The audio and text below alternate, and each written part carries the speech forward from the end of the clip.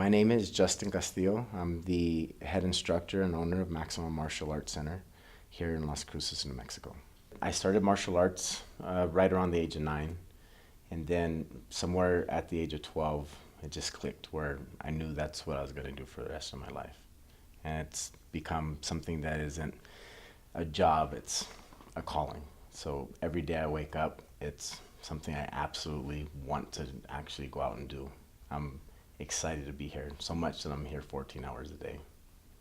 So my title is Sabonim, and Sabonim means 3 things. It means father, teacher, role model. So basically I'm supposed to be a father to all of the students in a certain sense, guide them in the way that they should be living, guide the children, and actually be a father figure, especially for those children that don't have fathers around.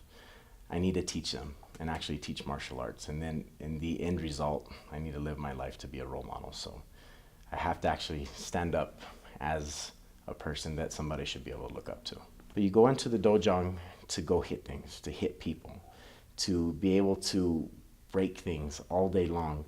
But at the end of the day, everybody needs that ability to be able to get out their emotions. So when you're doing this all day long and you're actually getting out your emotions, when you're dealing with people on a regular, everyday basis, you're the happiest go lucky person that you could possibly imagine, because you have this emotional floodgate that you can actually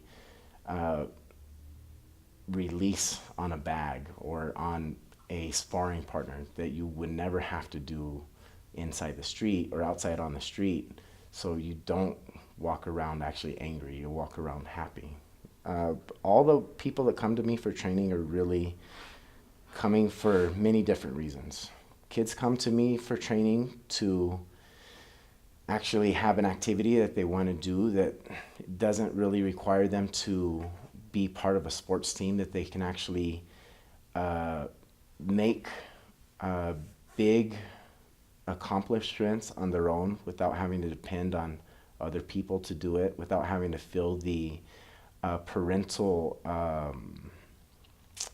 pressure that a lot of parents put on kids. Like when they play soccer or they play baseball, a lot of parents tend to live vicariously through their children. So a lot of times they're yelling at their children. When they come to me and to my school, we have big rules on parents living vicariously through their children. If the parents are yelling at their children to win at all costs, I'll always pull the parents to the side and tell them that their time is come and gone. It's their children's time. So children come for various reasons. Other reasons would be, having ADD or having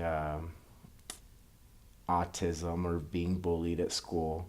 Adults come to me to be in better physical shape, to be able to get out their emotional angst, to be able to defend themselves. And some people want to just come in and they think they're tough guys and want to fight, but usually I'll send them down the street to other people that want to actually train people how to fight. I'm here to actually make a difference in the community, so it's not something that I really want to do where I'm taking those types of people and actually pushing them out onto the street to be better thugs. I'm training people to be better citizens in life. Martial arts in general is something that is altruistic at a certain point. So when you first start learning martial arts, it's learning it and feeling the sense of accomplishment through trophies or through a pat on the back from an instructor. And then at a certain point, you get to martial arts, or you get through martial arts where you're actually just doing it to make a difference. So you're being a person that's like a candle being burned at both ends. A priest is an altruistic person to a certain extent.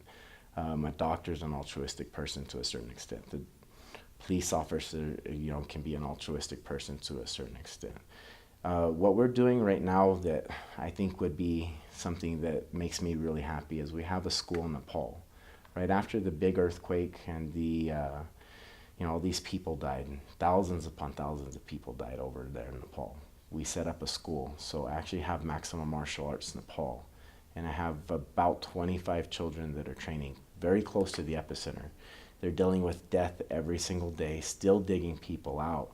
And so they need something to be able to get their minds off of all of the travesty that they're having to witness. So martial arts is a very, very good tool for them, and they're having the best time of their life. I have one of my um, student slash training partners that is over there right now, and I gave her the idea to actually start it, and I've been helping her here on my end to make sure that she has the logistical means to be able to run the school, and then giving her ideas on how to actually work with the children there, because no one in other countries knows how to throw a punch to a certain extent. So it's a very interesting concept. Here in America, we're very violent. You know, people will throw a punch just for looking at somebody wrong.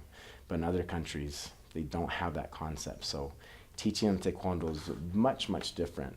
And it's something that is fun for them, but at the same time, it's something that is going to benefit them because they're going to have a positive experience alongside that negative experience.